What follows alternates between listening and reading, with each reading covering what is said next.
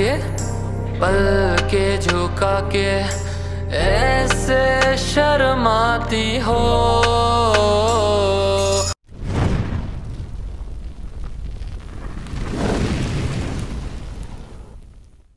What's up guys and स्वागत है आप सभी का आज के इस नए व्लॉग में।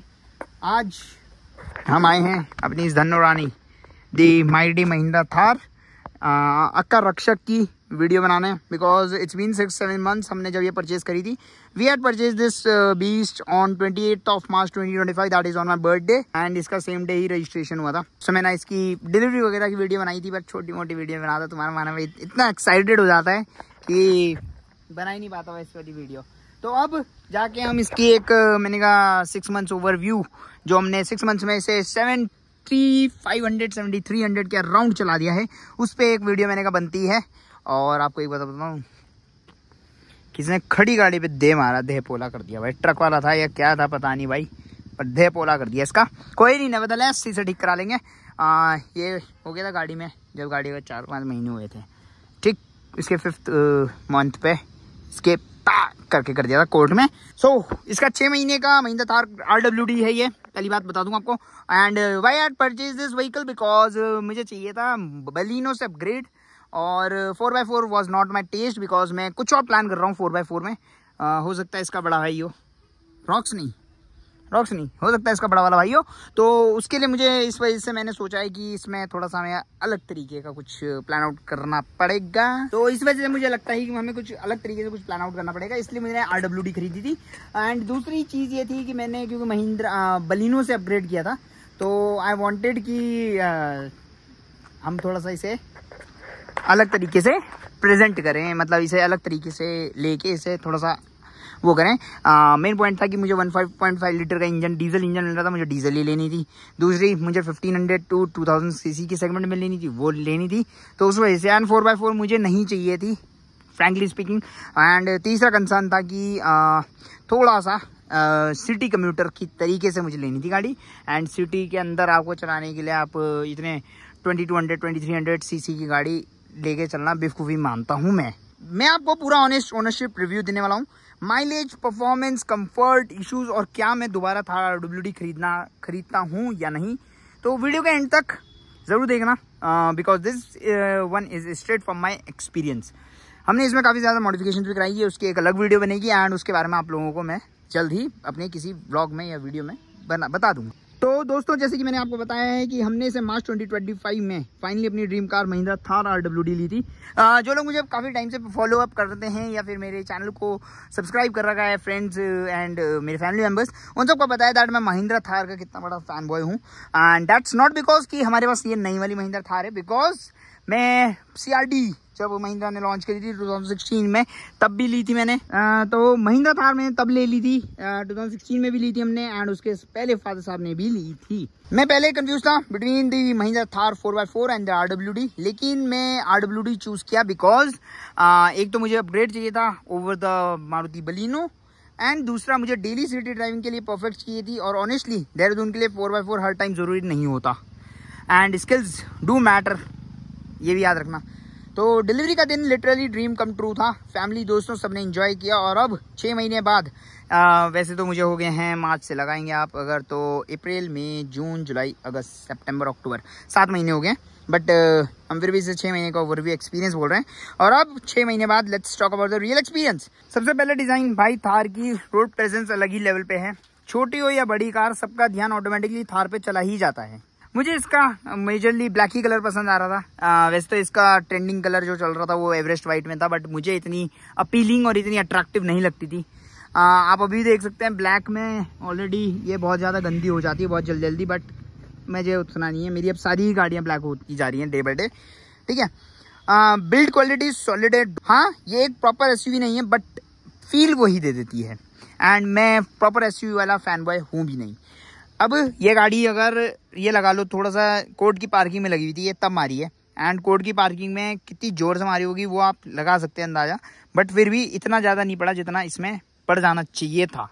तो इसकी बिल्ड क्वालिटी थोड़ी सी स्ट्रॉन्ग वाली सिनेरियो में आ ही जाती है। इनसाइड अगर हम बात करें तो इनसाइड में इंटीरियर्स में भी रगेड लुक दे रखी है। एंड पहले जब हमारे पास महिंद्रा थार थी 2016 में, उसमें हमें डोर पैनल्स में भी काम कराना पड़ता था, बहुत सारे काम कराने पड़ते हैं, सीट्स हमें चेंज करानी पड़ती, पीछे की सीट्स हमें चेंज करानी थी, फ्रंट फेसिंग लगानी पड़ती थी, बहुत सारा। बट इस बार गाड़ी खरीदने के बाद हमें अंदर से कुछ नहीं कराना पड़ा। जो भी मैं करा रहा हूँ अपनी सहूलियत के लिए और अपनी एक्सपीरियंस को बेटर करने के लिए करवा रहा हूँ।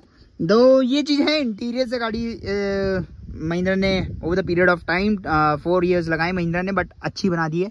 अभी भी महिंद्रा बहुत सारी चेंजेस कर सकता है।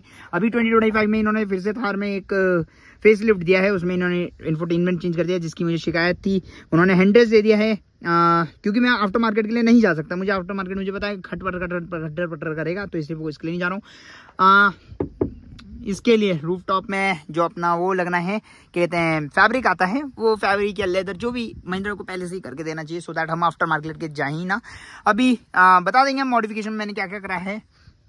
और दैट्स द साउंड। तो ये थर्ड साउंड के थोड़ा सा अब अच्छा लगता है, पहली वाली थार में बहुत खटर पटर वाली आवाज़ आती थी। अब बात करते हैं ड्राइविंग की। मैं मोस्टली देहरादून सिटी और थोड़ा सा हाईवे ड्राइव करता हूँ। RWD थार का engine 1.5 litre diesel surprisingly refined है, पिकअप डिसेंट है specially for city drive, clutch soft है, स्टीयरिंग थोड़ा सा हल्का हो गया पुरानी वाली से, और मतलब डेली कम्यूट में कोई दिक्कत नहीं होती है, इतना मैं कहूँ तो।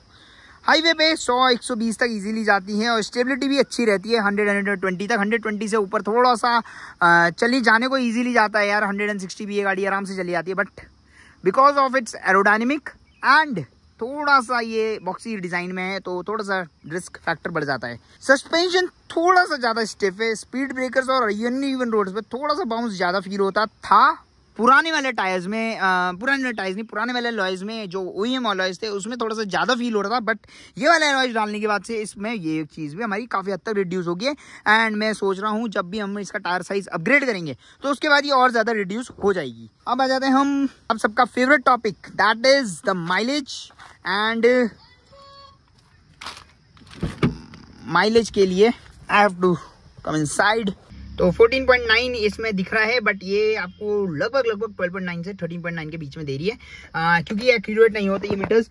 एंड गाड़ी की बात करें अभी तक, so we have driven this vehicle 7491 kilometres overall. एक अच्छा ड्राइविंग एक्सपीरियंस अब तक आ गया है।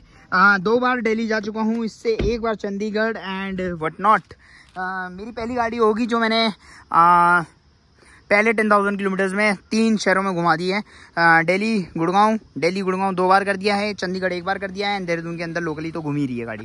एंड ये गाड़ी मैं मानता हूँ गाड़ी जो भी चले आपकी बहुत ज़्यादा चले। एंड ये गाड़ी मुझे लगता है कि मैं इसके दिसंबर से पहले इसे 10,000 पार कर दूंगा। Not December but October and होने वाला है, मान के चलो नवंबर के एंड तक मैं इसे 10,000 पार कर चुका हूँगा। बात करें इसके सिटी माइलेज की, वो मैंने आपको बता ही दिया, 12.9 से लेके 13.9, यानी कि 12 से लेके 14 के बीच में आप मान सकते हैं।